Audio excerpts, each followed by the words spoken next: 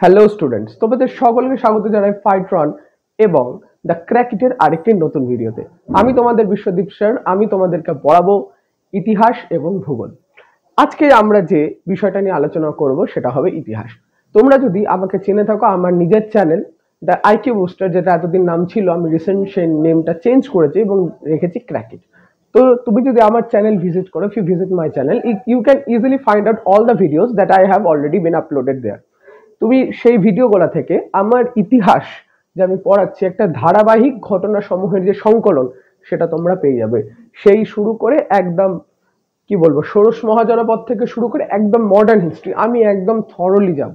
কোনো সাল স্কিপ হবে না। All the important years will be discussed hair as an important one. সেটা তোমরা মাথায় ঢুকিয়ে নাও। তোমাদের কাছে আমি ইতিহাস এতটা সহজভাবে উপস্থাপন করব যেটা হয়তো আগে কেউ কোনোদিনও করেনি। আজকে আমরা যেটা নিয়ে আলোচনা করব সেটা অবভিয়াসলি ইতিহাস, কিন্তু কি, দিল্লি সালতানাতের সূর্যাস্ত প্রায় শেষ এবং মুঘল সালতানাতের যে সূর্যোদয় সেটা শুরু হয়েছে। অর্থাৎ ঠিকই ভেবেছো, আমরা একদম শেষ দরগড়ে এসে দাঁড়িয়েছি দ্য দিল্লি সালতানাতের।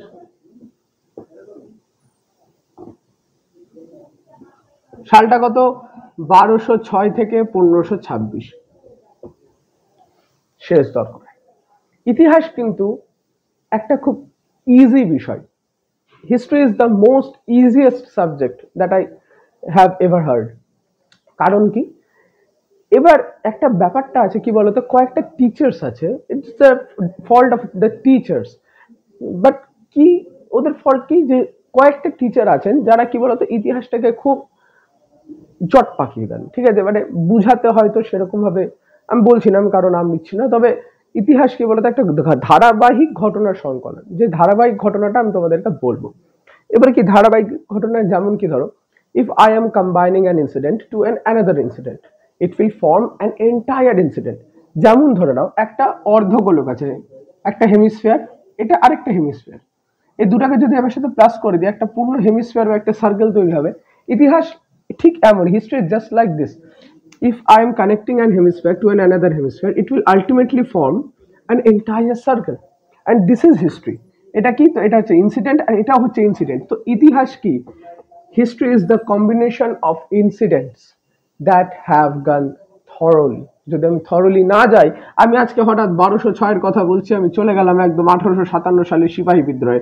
আমার কোনো লিঙ্ক নেই সেখানে। 600 বছর হাওয়ায় মিশে গেল, ধুলির সাথে হয়ে গেল, কেউ জানতে পারলো না কি হয় 600 বছর। সেরকম হবে না।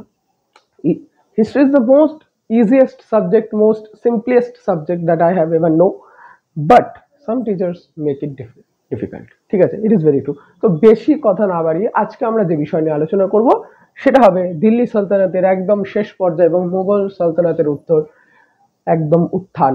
ইয়েস, তোমরা ঠিকই ভেবেছো, 1526 সালের পানিপথের প্রথম যুদ্ধ, দ্য ব্যাটল অফ পানিপথ। এর আগে যে সমস্ত ভিডিও আমি দিয়েছি, আমি প্রত্যেকবার একটু রিক্যাপ করিয়ে দিই। এবার আমি একটু তোমাদেরকে রিক্যাপ করিয়ে দিই। কি রিক্যাপ? আমরা আগের ভিডিওতে জেনেছিলাম দ্য তুগলাক ডাইনেস্টি ব্যাপারে। কার ব্যাপারে? তুগলাক।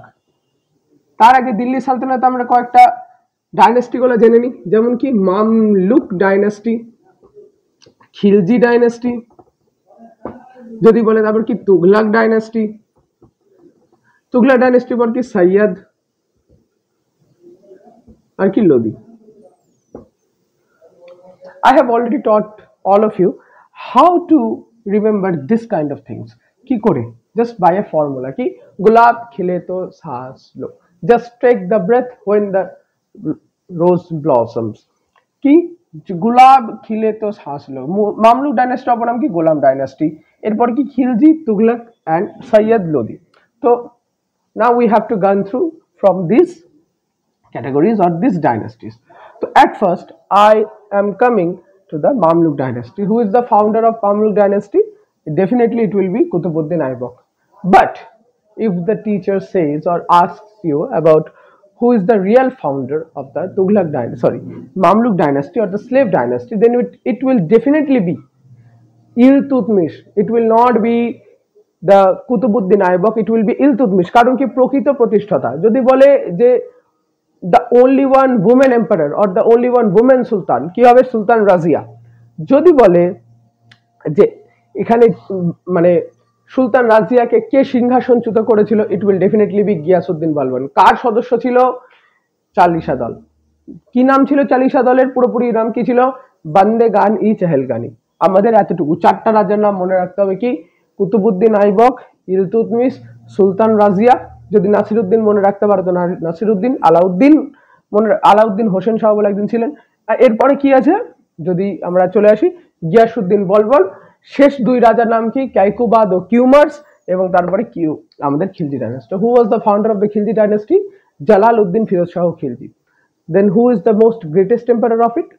ইট উইল বি আলাউদ্দিন খিলজি। কারণ কি আলাউদ্দিনকে কি নামে ডাকা হয়? আলাউদ্দিনকে ডাকা হয় সিকান্দারের শানি নামে। সিকান্দার এর শানি। এর একটা চাকর ছিল যার নাম ছিল মালিক কাফুর। আমি তোমাদেরকে বলে দিচ্ছি মালিক কাফুরকে আলাউদ্দিন কেমন ভাবে কূটনীতি ক্রোনোলজি কেমন ভাবে ইউজ করেছিল, ইউটিলাইজ করেছিল, তার ফলে কেন আলাউদ্দিনকে সিকান্দারের শানি উপাধিটা দেওয়া হলো। সে কি সত্যিই ডিজার্ভ করতো উপাধিটা? সব কিছুর উত্তর আমি অলরেডি আমার ভিডিওগুলোতে দিয়ে দিয়েছি। তোমরা যদি এখনো না থেকে থাকো, যাও ভাই চেক করো। অনেক দিন হয়ে গেল, ফাঁকা বসে লাভ নাই, যাও দেখে আসো, কিছু মগজে ঢুকবে। এরপর কি? Tughlaq dynasty. Who was the founder of Tughlaq dynasty? Giasuddin Tughlaq. এরপরে কি আসে? গিয়াসউদ্দিন তুঘলকের পর আসে মোহাম্মদ বিন তুঘলক। কেন পাগলা রাজা বলা হয় অলরেডি বলে দিয়েছি। এরপরে কি আসে? ফিরোজ শাহ তুঘলক, সবচেয়ে উদারনৈতিক রাজা। এরপর আসবো সৈয়দ ডাইনেস্টি। সৈয়দ ডাইনেস্টি ভাবে কিচ্ছু আসে না, প্রতিষ্ঠাতার নাম আসে প্রত্যেক পরীক্ষাতে। স্কুল হোক, কলেজ হোক, যে কোনো গ্র্যাজুয়েট লেভেলের পরীক্ষা হোক, যে কোনো জবের পরীক্ষা হোক, একটাই প্রশ্ন আসে কি? সৈয়দ ডাইনেস্টি ফাউন্ডারকে। ফাউন্ডার নাম কি? খিজরি খান বা খিজির খান, যে নামই আসুক, যদি খিজরে খান থাকে বা খিজির খান থাকে, খিজরো খান থাকে, নামের একদম বিকৃতি ঘটি দেয় ওরা, ওটাই অ্যান্সার হবে। আসল উচ্চারণ কি হলো? খিজরে খান। লোদি ডাইনেস্টি। লোদিটাকে আমরা একটু হালকা দেখি। লোদি আমরা কি দেখবো? লোদি ডাইনেস্টি। লোদি ডাইনেস্টি। এবার লোদি বংশের প্রতিষ্ঠাতাকে? বহুলোল লোদি। এটা কি? ফাউন্ডার। বহুলোল লোদি, বাকলোল লোদি ধরে নাও। বহুলোল লোদি, বাকলোল লোদি, মানে একদম অপদার্থ শাসক ছিল। বহুলোল লোদি, বাকলোল লোদি, বহুলোল বহুলোল লোদি। কিন্তু এর থেকেও বড় বাকলোল একটা শাসক ছিল। এরপর কি? এরপরে আসে কি? এরপরে আসে আমাদের সিকান্দার লোদি। নামেই সিকান্দার, কামে বান্দার। সিকান্দার লোদি। এবং তারপরে আমাদের কি আসে? আমাদের বহুলোল লোদি, তারপর আছে সিকান্দার লোদি, এবং তারপর শেষ আছে আমাদের ইব্রাহিম লোদি। বহুলোল লোদি এবং সিকান্দার লোদি সেরকম ভাবে কিন্তু দিল্লি সালতানাতে কোনোদিনই ইম্প্যাক্ট ফেলতে পারেনি। অর্থাৎ তাদের সেরকম ভাবে কোনো আয়ত্তা ক্ষমতা কিছুই ছিল না যে তারা এই দিল্লি সালতানাতে কোনো একটা নাম করতে পারবে। কেবল কি প্রত্যেকটা ডাইনাস্টি থেকে আমাদেরকে, যদি কোনো একটা ডাইনাস্টি 90 চলে আর কোন একটা ডাইনাস্টি যদি 10 চলে, আমাকে এই 10 এর মধ্যে থেকেও তো কয়েকটা বেছে নিতে হবে। এই 10 এর মধ্যে থেকে বেছে নেব 3টা। এবার কি আমরা কি এই 3টাই শাসক আসে, তাই আমাদের নাম মনে রাখতে অসুবিধা নাই। এর মধ্যে মেইন আমাদের থাকবে ইব্রাহিম লোদি। ইব্রাহিম লোদি কেন মনে রাখতে হবে? কারণ সালটা তখন 1526। অলরেডি দিল্লি সালতানাতের যে সূর্যাস্তের পতন হতে শুরু করে দিয়েছে, এবং দিল্লির সিংহাসনের উপর যার চোখ পড়ে গেছে, বাজের চোখ, শকুনের চোখ বলা যেতে পারে, সে হচ্ছে বাবর। মোগল সাম্রাজ্যের প্রতিষ্ঠাতা বাবর। কিন্তু একদম প্রথম ভিডিওতে আমি তোমাদেরকে জানিয়েছিলাম যে বাবর ভারতে মুসলিম আক্রমণ হয় 4 পর্যায়ে। আমি বোর্ডে দেখাচ্ছি না, আমি মুখে বলছি, শুনো। ভিডিওটা স্কিপ যদি করো ভাই নিজেরই ক্ষতি, আমাকে বলে লাভ নাই পড়ে স্যার আপনি পড়াননি, বলেননি, বললে হ্যাঁ, বলে লাভ নাই। আমি যা বলছি শুনো। ইতিহাস শুধু শুনতে হয়, শুনে শুনেই তো মনে রাখতে পারবো ভাই। কেন বই কি দরকার? আমি কোনোদিনও ভাই বই নিয়ে দেখেছি এখানে? কোনো দরকার নাই বই দেখা, শুধু শুনো। ঘটনা যদি মনে রাখো, if you remember the incidents, you can recognise all the historical incidents that have a major impact on history. মনে রাখতে হবে what are these and what are those major incidents that have already changed the entire history. History is all about incidents. By combining incidents and incidents, it ultimately takes a form that you are reading now. সেটাই history.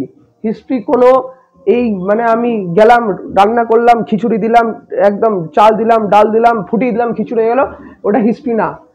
Most of the students are feared of history. তারা ইতিহাসকে ভয় পায় কেন ভাই? তোমাদেরকে বলছি তো, আর ভয় পাবার কোনো দরকার নেই। আই এম হিয়ার, করে দেবো, চাপ নাই ভাই, হয়ে যাবে, সর্ট আউট একদম একদম। এবার দেখে নাও, এবার ব্যাপারটা একটাই যে কি, এবার দেখে নিই আমরা কি, যে ইব্রাহিম লোদি সেরকম কিন্তু খুব সুষ্ঠু শাসক কিন্তু হতে পারেন, কিন্তু সালটা অলরেডি চলে এসছে 1526। এরকম কি বলেছিলাম যে ভারতে মুসলিম আক্রমণ হয় 4 পর্যায়ে। কি কি? প্রথম পর্যায়ে আছে মোহাম্মদ কাসিম। সালটা কত? কমেন্টস ডাউন করবে, আমি বলবো না সালটা। যদি না দেখে আসো তাহলে ভাই অর্ধেক হিস্ট্রি দেখে তোমার লাভ নেই কোনো, ঠিক আছে? তাহলে ভিডিও ছেড়ে এখনই যাও, আগের ভিডিওগুলো দেখে আসো, সোজা কথা। তেতো লাগছে, খারাপ লাগছে, কিন্তু ওটাই মেন জিনিস, বলে লাভ নাই, কমেন্টস ডাউন করবে। প্রথম মুসলিম ইনভেশন, ভারতে প্রথম মুসলিম আক্রমণ কত সালে হয়েছিল, সেই সালটা তোমরা আমাদেরকে লিখে জানাবে, নিজে কমেন্টস ডাউন করবে। এই সেই সালে যখন প্রথম মুসলিম ইনভেশন হয়, প্রথম মুসলিম ইনভেডর কে ছিল? প্রথম মুসলিম আক্রমণকারী কে ছিল? মোহাম্মদ কাসিম। কোথা থেকে এসেছিল? আরব থেকে, আরব থেকে এসেছিল। যদি বলে তারপরে কে এসেছিল? গজনির সুলতান মাহমুদ। যদি বলে প্রথম তুর্ক আক্রমণ, ইট উইল বি গজনির সুলতান মাহমুদ। দেখো, তুর্ক আর তুর্কি, তুর্কি একটা দেশ আর তুর্ক একটা মুসলিম জাতি। এই তুর্ক হচ্ছে আফগানিস্তানের একটা মুসলিম জাতি। এই তুর্ক জাতির হয়ে আক্রমণ করেছিল গজনির সুলতান মাহমুদ। তাই যদি বলে প্রথম মুসলিম আক্রমণকারী, কি হবে? মোহাম্মদ কাসিম। যদি বলে প্রথম তুর্ক আক্রমণ, কি হয়ে যাবে? চেঞ্জ হয়ে যাবে, গজনির সুলতান মাহমুদ। গজনির সুলতান মাহমুদ কতবার আক্রমণ করে? 17 বার। গজনির সুলতান মাহমুদ আক্রমণ করে 17 বার, এবং তারপরে চলে আসে গিয়ে মোহাম্মদ ঘুরি আক্রমণ করে 18 বার। আচ্ছা, গজনির সুলতান মাহমুদ 16তম আক্রমণ সব থেকে ভয়ানক ছিল। কি নাম ছিল 16তম আক্রমণের নাম? কি ছিল? সোমেশ্বর মহাদেব মন্দির ধ্বংস করা, লুটপাট করা। কে করেছিল? মাহমুদ। এর পরবর্তীকালে কি আসে? গজনির সুলতান, সরি, এর পরবর্তীকালে কি আসে? মোহাম্মদ ঘুরি, যার সাথে চাকর এসেছিল বাখতিয়ার খিলজি। এই বাখতিয়ার খিলজি নালন্দা বিশ্ববিদ্যালয় ধ্বংস করে দিয়েছিল। ইয়েস, নালন্দা বিশ্ববিদ্যালয় ধ্বংস করেছিল বাখতিয়ার খিলজি। বাখতিয়ার খিলজির সাথে কিন্তু আলাউদ্দিন খিলজি বা জালালউদ্দিন খিলজির কোনো লিঙ্ক নেই, এটা আমি বলে রাখি। আচ্ছা, এর পরবর্তীকালে আমি বলেছিলাম বাবর আসবে। বাবর কিন্তু ভারতে এসেছিল, তার কোনো থাকার জায়গা ছিল না বলে ভারতে সে লুটপাট করতে আসেনি। ভারতে সে লুটপাট করতে আসেনি। ভারতে সে এসছিল মূলত কি করতে বলতো? ভারতে সে এসছিল মূলত থাকতে, কারণ সব থাকার জায়গা নাই। একটা লোককে যদি আমি একদম এইভাবে লাত মেরে তাড়িয়ে দিই আর যদি বলি যা এখান থেকে বেরিয়ে যা, সে কি আমার বাড়িতে থাকবে? না। বাবরের সাথেও ঠিক সেরকম হয়েছিল, না ঘাটকা না ঘাটকা। সে কোথায় গেছিল? তার কাছে থাকার জায়গা নেই। বাবরের বর্তমান কালে জন্ম কোথায়? উজবেকিস্তানে। বর্তমান কালের উজবেকিস্তানে তার জন্ম, এবং সে ভারতে আসে কি জন্য? কারণ নিজের অঞ্চল থেকে সে বিতাড়িত হয়ে গেছিল। সে প্রথম যে জায়গাটা দখল করেছিল সেটা হচ্ছে কাবুল, আফগানিস্তানের কাবুল।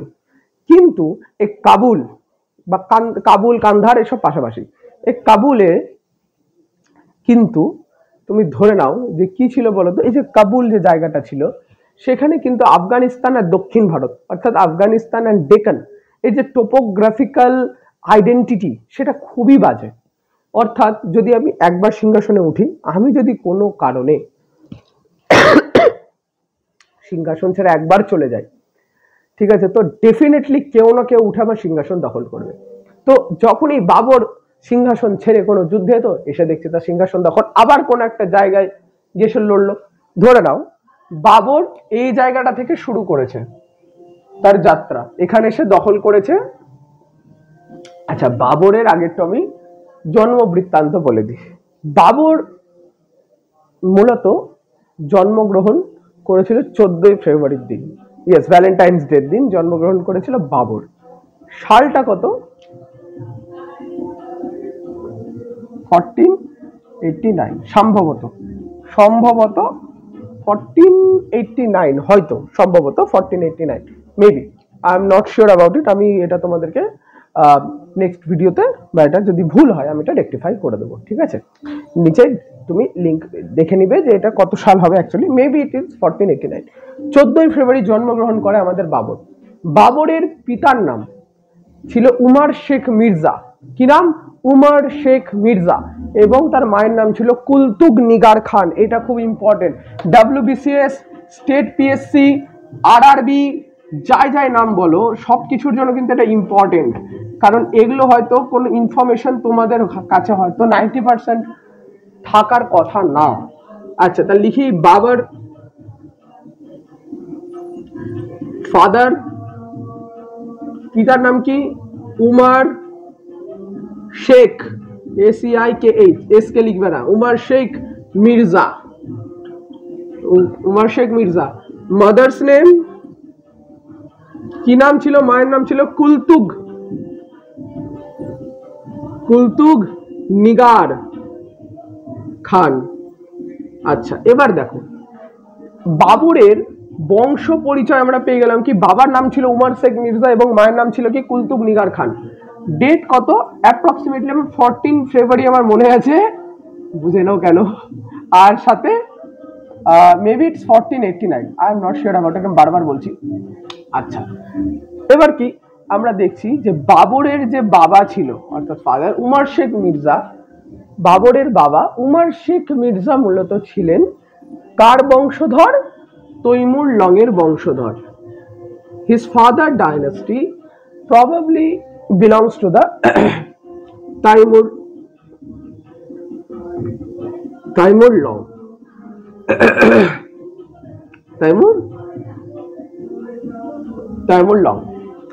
তৈমুর লং এর বংশধর কে ছিল? উমার শেখ মির্জা। এবং তার মায়ের বংশ পরিচয় আমরা পাই, তিনি ছিলেন চেঙ্গিস খানের বংশধর। চেঙ্গিস খানের তোরা নাম শুনেছ? চেঙ্গিস খান কিন্তু নাম, এই যে খান দেখে ভেবে নিও না এটা মুসলিম। চেঙ্গিস খান ছিল একজন মঙ্গোলিয়ান নেতা। এটা চেঙ্গিস খান এতটা ক্রূর শাসক ছিল যে চেঙ্গিস খানের যদি নাম কেউ শুনতো প্যান ভিজে যেত এমন অবস্থা। চেঙ্গিস খান এতটা ক্রূর, ধারণার বাইরে। চেঙ্গিস খানের সম্বন্ধে যে সমস্ত গল্প গুজব ছড়িয়ে আছে তার মধ্যে অন্যতম হচ্ছে চেঙ্গিস খান নিজের কয়েকটা চাকর রাখতো এবং প্রত্যেকদিন কতজন মানুষকে তারা মার্ডার করছে সেটা তারা কি করতো, একটা মালা গাঁথতো। কিসের মালা? মা কালীর গলায় মুন্ডের মালা, দেখেছো? Just like that. যে সমস্ত মানুষকে মারবে সেই নিরীহ মানুষ, তারা কোনো ছেলে মেয়ে বাচ্চা বুড়া কিচ্ছু মানতো না, দেখতে পারলো মানে কাটবে। এক নাম্বারের কষায়, দেখতে পেলো ঘ্যাচ। এবার ওদের মাথাটা কেটে কেটে তারা কি করবে, একটা মুন্ডমালা তৈরি করবে, এবার ওটা নিয়ে যাবে নেতার কাছে, নেতাকে চেঙ্গিস খান এবার দেখবে যে গুণে দেখবে যে কাঠটাতে কম আছে, এবার কি ঝাড়টাতে কম হবে, তার একটা শাস্তি দেবে। কি শাস্তি বলো তো? ধরো আমার সাথে আরো 4 জন আছে, আমি সব থেকে বেশি গেঁথেছি বা ধরো আমি সব থেকে কম গেঁথেছি, এবার আমার একটা শাস্তি। কি শাস্তি? চেঙ্গিস খান আমার গলা কাটবে এবং ওই মালাতে দিয়ে ওটা পূর্ণ করবে। এরকম টেরিফাইং ছিল। মঙ্গলদের আক্রমণ জালালউদ্দিনের সময় থেকে প্রচুর ছড়িয়ে যায় এবং চেঙ্গিস খান এর কি বলবো যে এতটা রমরমা ছিল যে চেঙ্গিস খান প্রচুর ওমেন্সদের রেপ পর্যন্ত করে, ফলে ওর বংশ চারিদিকে ছড়িয়েছিল। ঠিক আছে, তো এবার বলা যেতে পারে যে হয়তো কুলতুগ নিগার খান, ঠিক আছে, যে হয়তো সেই রকম বংশ, যে হয়তো ডাইরেক্ট বংশ না ইনডাইরেক্ট বংশ থেকে এসছে সেটা আমরা জানি না, তো এই ব্যাপারে কমেন্ট্রি দেওয়া আমাদেরও ঠিক না। কুলতুগ নিগার খান সম্বন্ধে কি জানা যায়? ইনি ছিলেন চেঙ্গিস খানের বংশধর এবং উমার শেখ মির্জা ছিলেন তাইমুর লং এর বংশধর। এই দুজনেই কি ছিল? অ্যাটাকার্স। এরা শুধু যুদ্ধ করতে জানতো, দুজনের রক্তে কি আছে? শুধু যুদ্ধ আর যুদ্ধ। তাইমুর লং মূলত ভারতকে অনেকবার আক্রমণ করেন এবং এবার দেখো একটা কথা শুনো, এরা যে আক্রমণ করতো, কাকে আক্রমণ করতো? গোষ্ঠীর নেতাদের বা রাজাদের।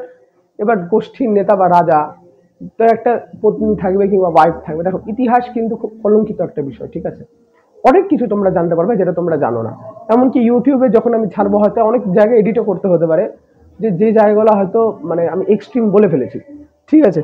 তো কি হয়েছে যে কুলতুগ নিগার খান বা এই যে উমার শেখ মির্জা, ধরো এই যে এদের যে বংশধর তাইমুর লং বা চেঙ্গিস খান একটা জায়গায় গেল এবং একটা জায়গায় গিয়ে কি হলো, কোন একটা বস্তির বা ইয়ের সাথে যুদ্ধ করলো, যুদ্ধ তো হারিয়ে দিল, এবার ওর বউ ওর হয়ে যাবে। এবার ওর বউয়ের সাথে ও ফিজিক্যালি মূলত ইন্টিমেট হয় এবং কি হয়, ওদের বংশ বিস্তার প্রচুর বেড়ে যায়। ঠিক আছে, বংশ বিস্তার এত বেড়ে যায় আনাচে কানাচে ওদের বংশ ছড়িয়ে আছে। সেরকম ভাবেই এই চেঙ্গিস খান এবং তাইমুর লংয়ের বংশধর ছিলেন বাবরের বাবা ও মা। বাবর মূলত তার বাবার মির্জা টাইটেলটা পান, এর জন্য বাবার বংশ থেকে। দেখো, কোনো একটা ছেলে বা মেয়ের যখন বিয়ে হয়, তো যদি কারো টাইটেল ধরো, ছেলের ধরো চট্টোপাধ্যায় আছে বা চক্রবর্তী আছে, তো মেয়েটা দাস হোক, মেয়েটা মন্ডল হোক, মেয়েটা যে কেউ হোক, তার মেয়েটার টাইটেল কিন্তু চেঞ্জ হয়। তো যখন মেয়েটার টাইটেল চেঞ্জ হবে, তাহলে ছেলেটারও টাইটেল চেঞ্জ হবে। তো মির্জা টাইটেলটা কে পেয়ে গেল? বাবর। বাবরের নামের শেষে কি নাম আছে? বাবর মির্জা। মানে এটা কি হচ্ছে? বাবার বংশ তরফ থেকে পাওয়া উপাধি। আচ্ছা, তা আবার বলছি, বাবরের জন্ম 14 ফেব্রুয়ারি। কোথায়? উজবেকিস্তানে। ফাদারের নাম উমর শেখ মির্জা, মাদারের নাম কি? কুলতুম নিগার খান। বাবা ছিলেন তৈমুর লং এর বংশধর এবং মা ছিলেন চেঙ্গিস খানের বংশধর। চেঙ্গিস খান কোনো মুসলিম না, একজন মঙ্গোলিয়ান নেতা। আচ্ছা, তাইমুর লং অনেকবার ভারত আক্রমণ করেন। চেঙ্গিস খান চেয়েছিলেন ভারত আক্রমণ করতে, কিন্তু সেরকম ভাবে চেঙ্গিস খান মানে মঙ্গলসরা চেয়েছিল, কিন্তু পারেনি। আচ্ছা, এবার একটা কথা বলি, এই যে চেঙ্গিস খান, এর ব্যাপারে তো অনেক গুজব আমরা বললাম। এই চেঙ্গিস খান কিন্তু খুব ক্রূর একজন শাসক ছিল। এমনকি এমনও বলা হয় যে চেঙ্গিস খান মারা যাওয়ার 10 বছর পর পর্যন্ত কেউ জানতে পারেনি যে চেঙ্গিস খান মারা গেছে। মানে ওর দূতরা এতটা অত্যাচার করেছিল যে চেঙ্গিস খানের ব্যাপারে কিছু বিবৃত কিছু বলবো, কারো দম হয়নি বলার। চেঙ্গিস খান মারা যাওয়ার 10 বছর পর পর্যন্ত তার রমরমা হয়। যখন পরবর্তীকালে জানা যায় যে চেঙ্গিস খান নেই, মারা গেছে, তারপরে কিন্তু ধীরে ধীরে মঙ্গলদের যে আক্রমণ কিংবা মঙ্গলদের যে শক্তি, সেটা স্তীমিত হয়ে পড়ে। বাবরের ব্যাপারে বলি, বাবর ধরো এই জায়গাটা থেকে এই জায়গাটাতে বাবর কি করে থাকে। এখান থেকে সে ভাবলো যে আমি এটা এ পয়েন্ট, এটা ধরো বি পয়েন্ট, এটা সি পয়েন্ট, আমি ধরলাম A point, B point, C point. আমি বাবর ভাবছে যে ঠিক আছে, আমি বি পয়েন্টে গিয়ে কবজা করব। এবার যখন বি পয়েন্টে যাবে, তখন কোন একটা জায়গা থেকে এটা কিন্তু অলরেডি ক্যাপচার করে নেবে, ফলে এটা কার হাত থেকে চলে গেল? বাবরের হাত থেকে। আবার বাবর তাহলে এখন বি ক্যাপচার করে বসাতে, বাবর ভাবছে কি আমি আবার এ ক্যাপচার করব, তাই তো? তো ততক্ষণে কি বি ক্যাপচার হয়ে গেছে অলরেডি অন্য কেউ দ্বারা। বাবর ভাবছে আমার বিটাও ক্যাপচার হয়ে গেল, তাহলে সিটা ক্যাপচার করি। যখন সিটা আবার ক্যাপচার করতে গেলে এটা আবার ক্যাপচার হয়ে গেল। তো বাবর দেখছে আমি এখানে বেশিক্ষণ থাকতেই পারবো না, কারণ সব সময় কেউ না কেউ আক্রমণ করছে। এটা কোথায়? আফগানিস্তানে। তো আমি কোথায় যাবো? সবচেয়ে স্টেবল কান্ট্রি দিল্লি। চোখ পড়ে গেল, বাজের চোখ, শকুনের চোখ পড়ে গেল দিল্লির উপর। একদম দিল্লি সালতানাতের সূর্যে নেমে আসলো কালো মেঘ। যুদ্ধের সূচনা হলো। পানিপথের প্রথম যুদ্ধ 1526 সাল। সময়টা 1526, দ্য ব্যাটল অফ পানিপথ। পানিপথের প্রথম যুদ্ধ। পানিপথ একটা জায়গা, ঠিক আছে, মূলত হরিয়ানার সাইডে আছে, দিল্লি হরিয়ানার মাঝখানে পানিপথ। এই কুরুক্ষেত্র পানিপথ তাই কয়েকটা কিলোমিটার দূরেই, ঠিক আছে। পানিপথে যুদ্ধ হলো।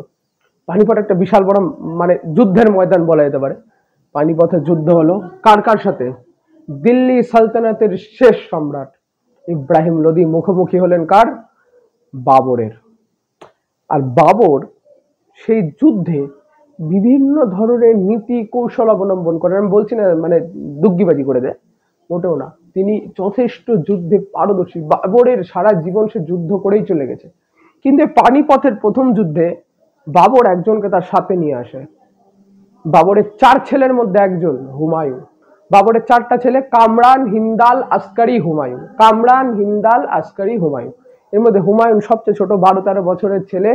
যুদ্ধক্ষেত্রে এসছে তার বাবার সাথে যুদ্ধ দেখতে। যুদ্ধের ভয়াবহতা দেখে সে 12-13 বছরের শিশু কি আর করবে, সে দেখছে বাবা মানে একদম বীরত্বের সাথে যুদ্ধ লড়ছে।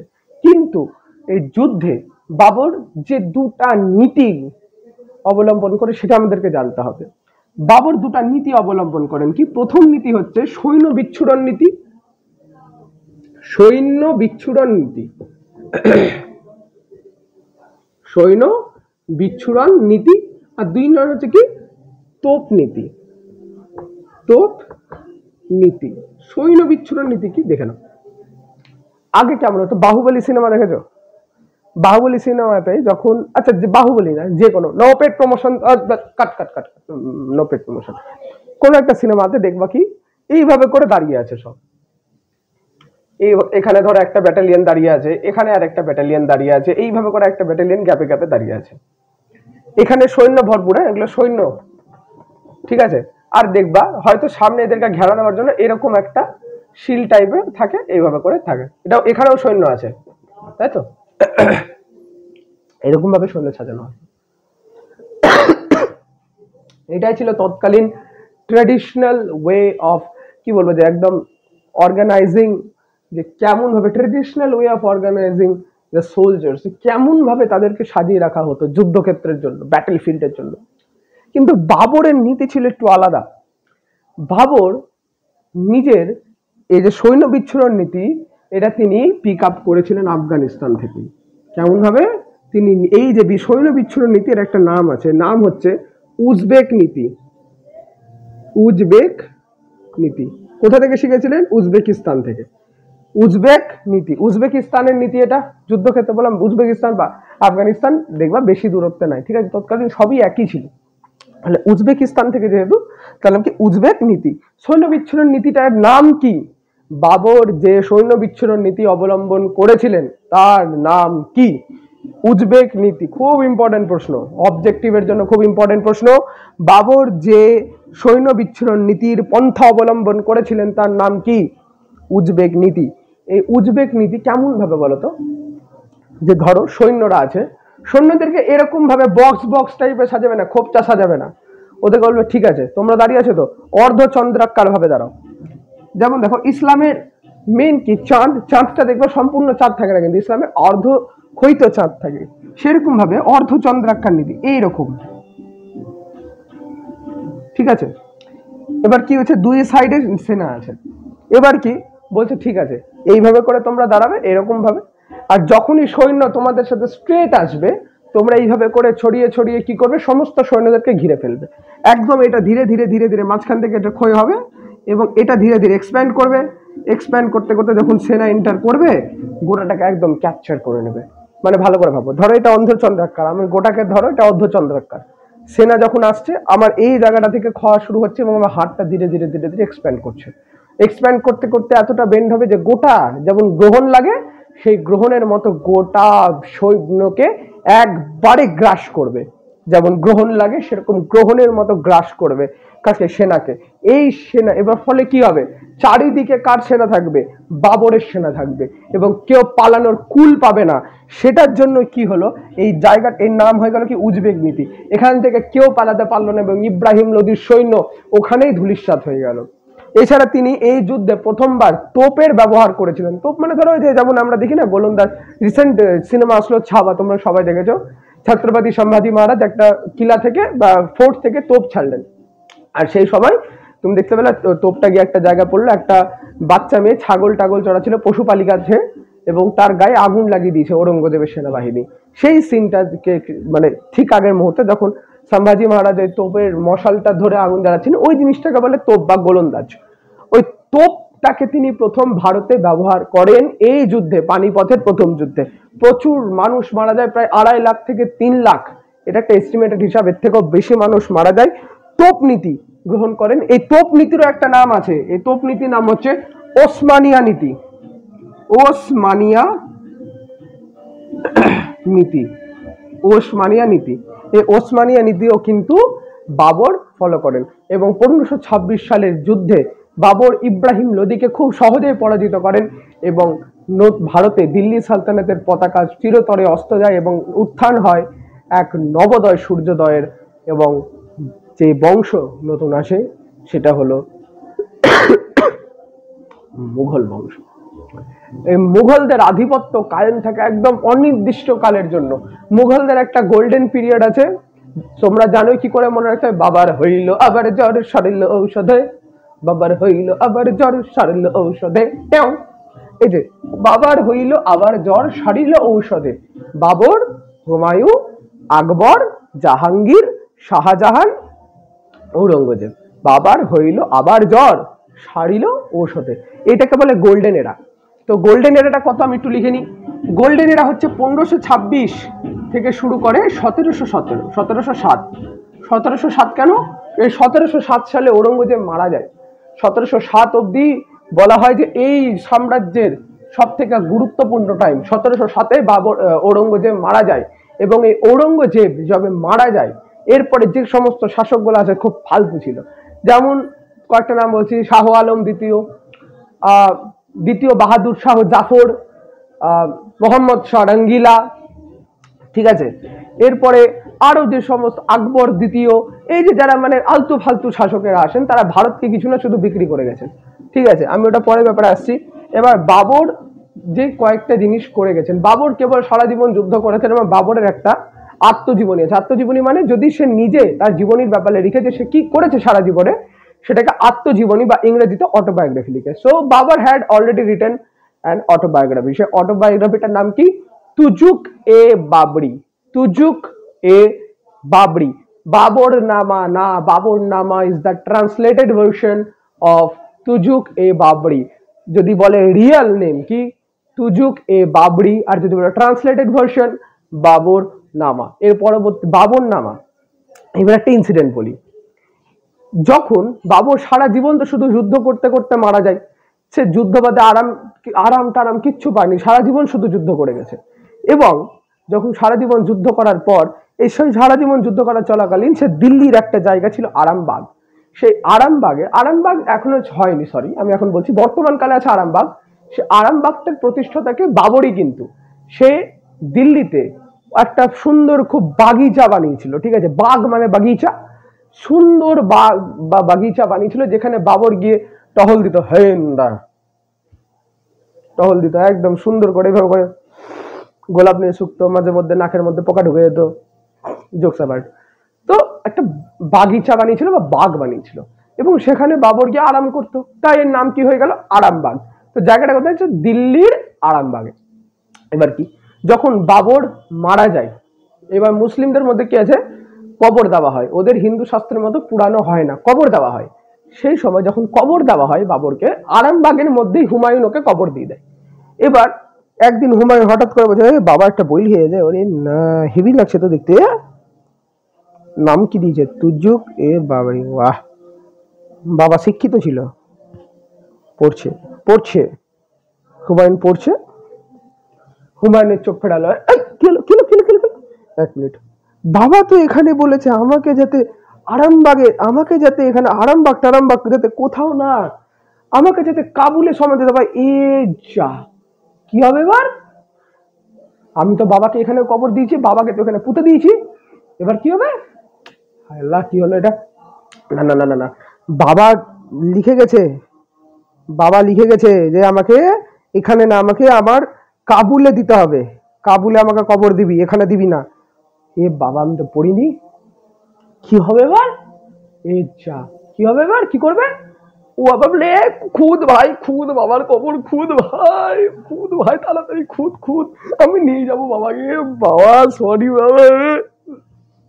বাবা, ভুল হয়ে গেছে, বিশ্বাস করো বাবা, আমি পড়িনি বাবা, আমি মূর্খ ছিলাম বাবা, আমি পারিনি পড়তে, আমি আজকে হঠাৎ বললাম, দেখে এলাম, এখন করে দিচ্ছি, কোনো যাবে না, করে দেবো। কি করলো? বের করলো। কি বের করলো? এবার যে তাবুতটা থাকে, তাবুতটা যে হাড় গোড় যা যা থাকে, ওই হাড় গোড়টাকে আবার নিয়ে গিয়ে কাবুলে, হুমায়ুন কাবুলে গেল এবং বাবরকে ওখানে আবার সমাধিস্থ করলো। তো বাবরের সমাধি দুই জায়গায় আছে, একটা দিল্লির আরামবাগে আর একটা কাবুলে। এবার এত দূরই ছিল আজকে আমাদের ভিডিওটা একটু ফানি করার চেষ্টা করেছি। যদি তোমাদের ভালো লেগে থাকে চ্যানেলটিকে সাবস্ক্রাইব করিও, বেল আইকনটি টিপে দিও, এবং যদি আরো এরকম ভিডিওটি পেতে চাও আমাদের চ্যানেলটিকে সাবস্ক্রাইব করে রাখো। Don't forget to subscribe and hit the like button if you want to get more contents like this. Thanks for watching. See you in the next video. That's all.